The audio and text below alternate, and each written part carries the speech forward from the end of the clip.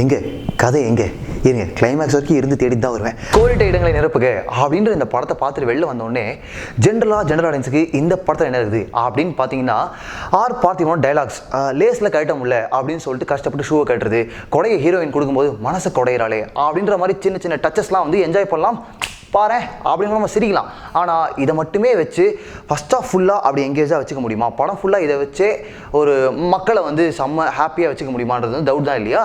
கதைக்குள்ளே வந்து first of வரைக்கும் நான் ஒரு தேடல் இருந்தேன் பார்த்தீங்களா, அந்த தேடல் தான் நான் அமைதி தான் இருந்தது, ஒரு கன்ஃபியூஷனும் கூட இருந்ததுன்னு வச்சுக்கலாம். தம்பிராமையா அவர்கள் மாதிரி ஒரு பெர்ஃபார்மரை வந்து பார்த்திபன் டைரக்ட் பண்ணால் என்ன எக்ஸ்ட்ராக்ட் பண்ணுவார் அப்படின்றது வந்து கதை, திரைக்கதை, வசனம், இயக்கம் படத்தில் நமக்கு நல்லாவே தெரிஞ்சது இல்லையா? ஸோ அந்த லெவல் நாங்கள் வந்து கம்பேர் பண்ண ட்ரை பண்ணல. பட் இருந்தாலும் இந்த மாதிரி ஒரு காம்போ, இந்த மாதிரி ஒரு ஏமாற்றத்தை கொடுத்துருச்சே அப்படின்றது மட்டும்தான் எங்களோட வருத்தம். அதுதான் வந்து இந்த இடத்துல நாங்கள் வந்து பதிவு செய்ய விரும்புகிறோம்.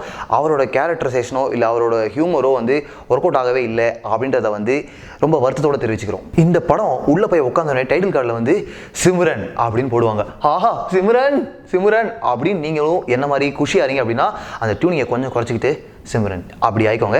அதுதான் வந்து நம்ம ரெண்டு பேருக்குமே நல்லது. நெக்ஸ்ட் டீட்டெயிலான இன்டெப்த் ஆடியன்ஸுக்கு இந்த படத்தை பொறுத்த வரைக்கும் ஃபிலிம் வித் மிஸ்டேக்ஸ் அப்படின்னு தான் வந்து அவங்களே ப்ரமோட் பண்ணாங்க.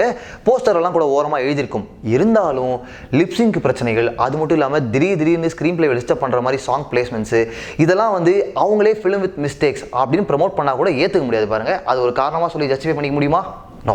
ஸோ கதை எங்கே அப்படின்னு நம்ம 8 திக்கும் தேடி ஓடிக்கொண்டே இருக்கும்போது கிளைமேக்ஸ் வரைக்கும் நம்ம வெயிட் பண்ணுவோம். அந்த நேரத்திலலாம் கூட பார்த்தீங்கன்னா பாடல்கள் வந்து ரெட் சிக்னல் போடும். அது இன்னும் வந்து ஸ்க்ரீன் பிளே ஸ்லோ ஆகுது அப்படின்னு தான் சொல்லணும்.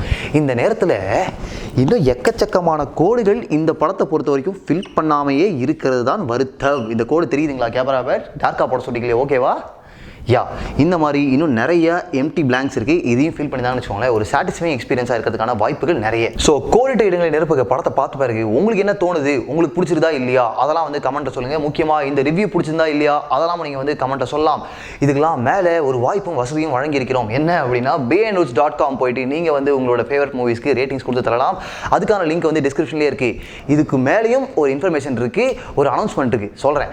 பைரவா பற்றி ஒரு எக்ஸ்க்ளூசிவ் டிஸ்கஷன் ஆரம்பிக்க போகிறோம். எப்போ அப்படின்னா ஜனவரி 16, அதாவது மண்டே அன்னைக்கு ஈவினிங் 7 மணிக்கு பைரவா பற்றி ஒரு ஹெல்த்தியான டிஸ்கஷன் வந்து பண்ண போகிறோம்.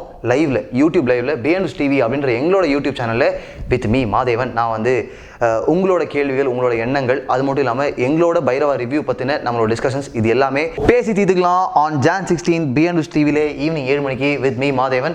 வாங்க இப்போதைக்கு பைரவாவோட ஆரம்பம். அடுத்தடுத்த வாரங்களில் நிறைய படங்களை பற்றி பேசலாம். ஒரு ஹெல்தி டிஸ்கஷனாக இது இருக்கட்டும். அதை தாண்டி இதில் வந்து நல்ல கேள்விகள் கேட்டு இந்த ஹெல்தி டிஸ்கஷனை ஹெல்தியர் டிஸ்கஷனாக மாற்ற 5 பேருக்கு மூவி டிக்கெட்ஸ் வழங்குகிறோம். அந்த டிக்கெட்ஸ் எடுத்துகிட்டு போய் நீங்கள் என்ன படம் வேணால் பார்க்கலாம். அந்த மாதிரி ஒரு வாய்ப்பும் வசதியும் வழங்குகிறோம் அந்த டிக்கெட்ஸ் வழியாக. இன்னொன்று சொசைட்டி சார்ந்த விஷயங்களாகவும் பேசலாமே அப்படின்னு ஒரு ஐடியாவும் தோணுச்சு. ஸோ அடுத்த வாரங்களில் அதெல்லாம் பேச போகிறோம். ஸோ கம் லெட்ஸ் பேசி தீர்த்துக்கலாம். அதுக்கு முன்னாடி இதெல்லாம் அழிச்சிருவோம். பிகாஸ் சொர்க்கம் என்பது நமக்கு சுத்தம் உள்ள ஆஃபீஸ் தான் அப்படின்னு நீங்கள் HR பாலிசியில் இருக்குது.